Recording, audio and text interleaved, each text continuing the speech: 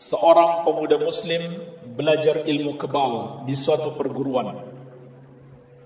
Pemuda tersebut taat dan patuh terhadap ajaran yang diberikan gurunya, hingga pemuda itu diberi ilmu kebal dengan satu syarat, harus rajin sholat dan berbuat baik terhadap semua orang.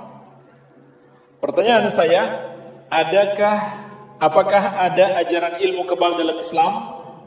Apakah dibenarkan seorang muslim menjadi takwa oleh sebab lain, bukan karena Allah? Apa pengertian syirik dalam Islam? Syirik maknanya taswiyatu ghairillahi billahi fima huwa min khasaisillah. Menyamakan selain Allah dengan Allah dalam perkara-perkara yang merupakan kekhususan bagi Allah. Apa kekhususan bagi Allah? Ada 3. Pertama, rububiyah. Contoh syirik dalam rububiyah, orang yang memiliki keyakinan ada pencipta selain Allah, ada penguasa selain Allah, ada yang mengatur alam ini selain Allah, dan contoh-contoh lain. Termasuk yang mempercayai jimatnya bisa menolongnya, hari-hari baik, hari-hari buruk, bisa memberikan pengaruh pada hajatnya. Itu juga syirik dalam rububiyah. Ya. Yang kedua, dalam uluhiyah, yaitu dalam ibadah. Orang yang mempersembahkan ibadahnya kepada selain Allah, itulah disebut orang musyrik. Contohnya berdoa kepada selain Allah. Kalau sholat, puasa, zakat, haji, kaum muslimin paham, umumnya paham. Tapi ibadah enggak sebatas itu. Berdoa termasuk sebesar-besarnya ibadah. Maka siapa yang berdoa kepada selain Allah, dia telah berbuat syirik. Begitu pula orang yang menyembelih untuk selain Allah, karena menyembelih itu ibadah. Termasuk orang yang percaya jimat dan percaya hari baik dan hari buruk, juga ada syiriknya dalam uluhiyah. Apa syiriknya dalam uluhiyah? Ibadah hati. Tawakal yang seharusnya dia bergantung kepada Allah, dia kepada jimatnya. Dan kepada hari-hari yang dia anggap baik dan hari yang dianggap buruk. Ya. Yang ketiga, syirik dalam asma wa sifat. Syirik di dalam asma wa sifat. Contohnya apa? Orang-orang Nasrani menamakan Allah bukan dengan namanya yang sebenarnya, dan mensifatkan Allah bukan dengan sifat Allah, tapi sifat makhluk. Mereka namakan Allah dengan siapa? Al-Ab. Apa artinya Al-Ab? Bapak.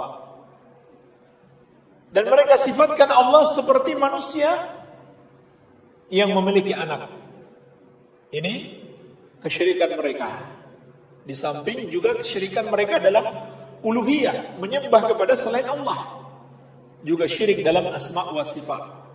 Menyamakan Allah dengan makhluk, itulah syirik dalam sifat-sifat Allah.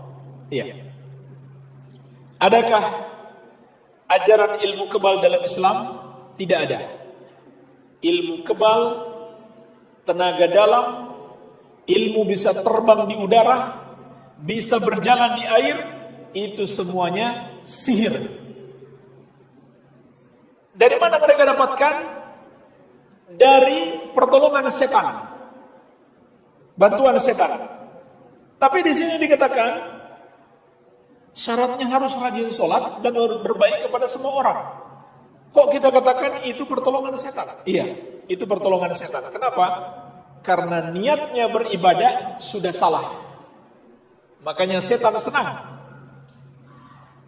Niat beribadahnya untuk mendapatkan ilmu kebal, bukan untuk bertakwa kepada Allah Subhanahu wa taala, bukan untuk semata-mata mendapatkan pahala dari Allah, tapi ingin ilmu kebal. Jadi ini niat yang salah. Seandainya ini baik, tentulah Rasulullah SAW dan para sahabat sudah mendahului kita. Nggak mungkin kita bisa mendahului Nabi dan para sahabat dalam hal kebaikan. Kenyataannya, Nabi SAW dan para sahabat berperang, terluka, berdarah, nggak bisa mukul dari jarak jauh. Mereka punya pedang, punya tumbak, panah, ya, kecuali pakai panah bisa dari jarak jauh. Nggak ada yang punya tenaga dalam. Dan mati syahid itu kemuliaan. Pakai ilmu kebal supaya nggak mati syahid. Ya.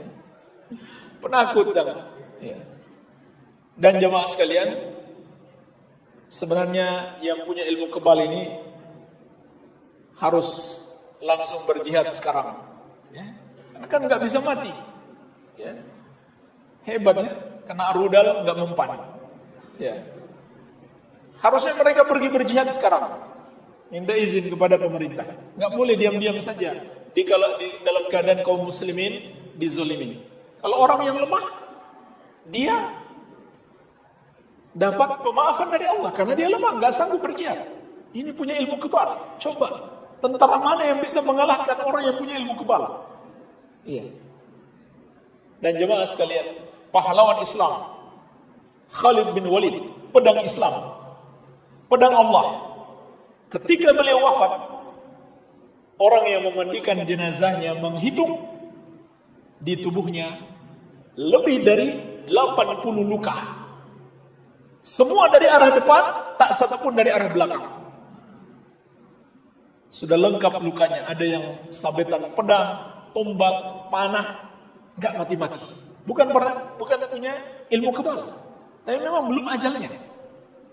Belum ajalnya. Dan beliau menangis gara-gara nggak mati syahid. Jadi beliau menyesal, kenapa saya harus mati di atas pemberian? Jadi beliau bukan punya ilmu kebal, justru beliau merindukan mati syahid. Tapi sayangnya memang dia jagoan perang, nggak bisa terkalahkan. Ya. Tapi terluka, nggak ada tenaga dalam, nggak ada. Beliau punya pedang. Dalam satu pertempuran, beliau pernah menggunakan 9 pedang. Maksudnya satu gunakan patah, sampai 9. Nggak ada punya tenaga dalam. Pedang yang beliau gunakan. Nggak ada punya ilmu kebal. Buktinya terluka. Hanya saja belum ajalnya untuk wafat. Itulah para pahlawan Islam. Seandainya ini baik, nggak mungkin kita mendahului para sahabat melakukannya. Ini semua permainan setan. Iya. Dan seringkali mereka dapatkan ini dengan cara harus mendekatkan diri dulu kepada setan-setannya. Cuman kadang mereka nggak sadar sedang mendekatkan diri kepada setan.